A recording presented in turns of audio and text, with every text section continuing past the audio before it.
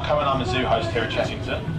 So I'm going to be giving a fairly quick talk about tigers. It does seem, because of the weather, that none of them are out, unfortunately, which is quite understandable, to be honest. But regardless, I can still, hopefully, you'll learn some new facts by the end of this talk.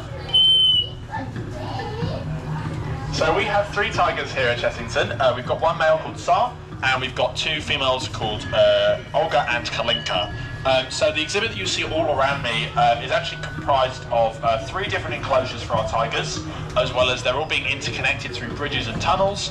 As well as this, we also have a back sort of out-of-house area for the tigers when they want to just have a bit of privacy, and they've also got sort of a den and sort of a backyard back there as well, so they've got quite a lot of space to roam around in. So if you ever look up over there and around, you often see some of these bridges. So the bridges are actually really useful for our tigers. Not only allows them to go between enclosures, but they also like to hang up there quite a lot because they like to survey the area and the, sort of their territory, basically. So historically, there have been 9 different subspecies of tiger. However, 3 of them, sadly, in the 1900s have gone extinct. These were the Javan, Caspian, and Balinese tiger. Of the 6 remaining species, sadly, all of them are either endangered or critically endangered. One of these subspecies, the South China tiger, has actually not had any sightings in the wild for almost 30 years now, and is therefore presumed extinct in the wild, with only 150 in captivity left. Therefore, the only wild species of tigers in the world are the Bengal tiger, the Indo-Chinese, the Malayan, the Sumatran, and tiger that we have here at Chessington, which is the Amur tiger, also commonly known as the Siberian tiger. So Amur tigers are also endangered. Oh dear, sorry about this. Amur tigers are sadly endangered.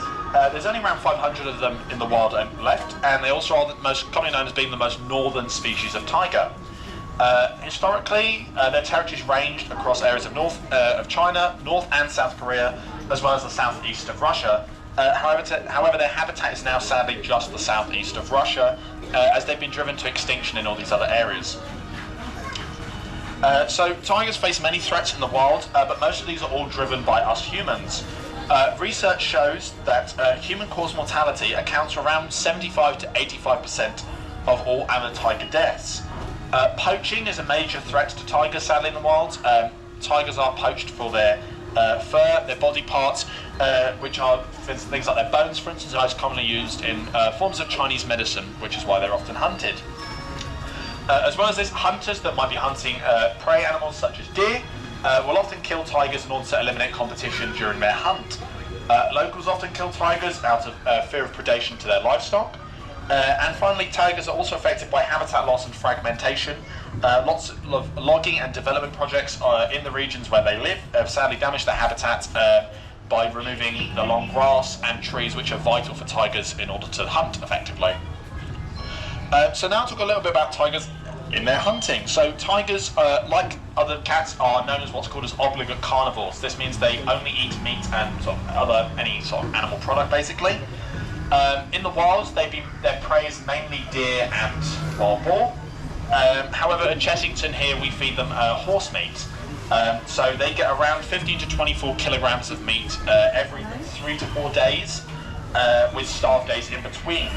A lot of people wonder why we have starve days in between for tigers, but it's actually to mimic their natural hunting methods. So in the wild, they aren't going to be being successfully hunting every single day. They aren't going to be catching something every single day. Therefore, they're only eating every few days. Therefore, the food, we have these starve days in order to make it as realistic as it is for the wild, so that their bodies are used to it.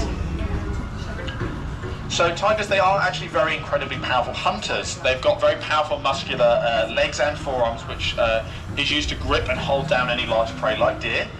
They can also reach speeds of around 60 kilometers per hour, although generally they don't try and just outright chase after prey. They are ambush predators, so they like to use the long grass, trees, bushes, anything they can to hide and sort of pounce out at the prey rather than just outright chasing after them.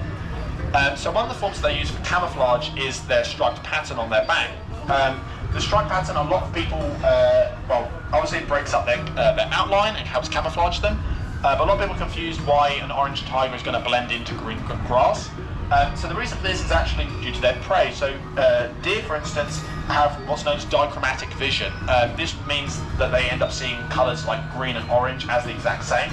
So for the deer, the orange tiger blends completely perfectly into the green grass without really noticing them at all. If you do get a look at any of the tigers' faces, you'll notice they've got these facial stripes which distinguish them compared to other tigers, a bit like our fingerprints make us all different. As well as this, they also have white spots at the back of their ears. These are often known as flashes, and there's two current debates about what their use is for them. So one debate is that they are essentially fake eyes, so that a prey might not know which way a tiger's head is turned. The other theory that is, I'd say, more popular is that it's actually used as a form of communication. For instance, if their ears are up, the flashes are visible, so cubs know it's safe to follow. And when the ears are down, the flashes aren't visible, so the cubs know there might be danger nearby and they should probably just hide out of the way. So if you do at all get the chance to see any of our Amber tigers today, you might notice that they do look quite fluffy. They are very fluffy, in fact, and this is because, as I said earlier, they are the most northern species of tiger. They'll be living in countries, as I said, like the south of Russia, where temperatures can reach lows of -29 degrees Celsius, which is very, very cold. So whilst they are okay in this English weather, as you can imagine, in the summer, for those lucky week we get where it's finally sunny, it can get pretty hot here, so we give them a number of pools, one in the enclosure up there, and another one in their back house area so that they can cool off in case it's getting too hot for them. If you are lucky enough, you might hear the tigers make some noises today. They are known for having conversations, being quite chatty animals. So unlike maybe your cat at home, they don't meow or purr. Instead they make a noise called a chuff, which kind of sounds the way you'd imagine it would. They can also roar. Their roar is so strong it can be heard up to around 2 miles away, and is also so strong that it can paralyse prey like deer at very short distances. Research also suggests that tigers can also mimic other and imitate other animal calls. So for instance, if it was maybe creeping up to a nearby deer, it can make some deer noises to reassure the deer that there's not actually something that's trying to eat it hiding in the bush over there. So finally, I'll talk a bit about the conservation that is being done for tigers. So as I said earlier, amber tigers are sadly endangered, but ours are a non-breeding group. This is for multiple reasons. Firstly, they are all related, they are half siblings, they share the same dad, so they're not going to be mating. And the other reason is also that they're quite old. Sar, the oldest, is 16 years old, which is kind of too old really for tigers to start mating. Therefore at Chessington we do conservation through some other means.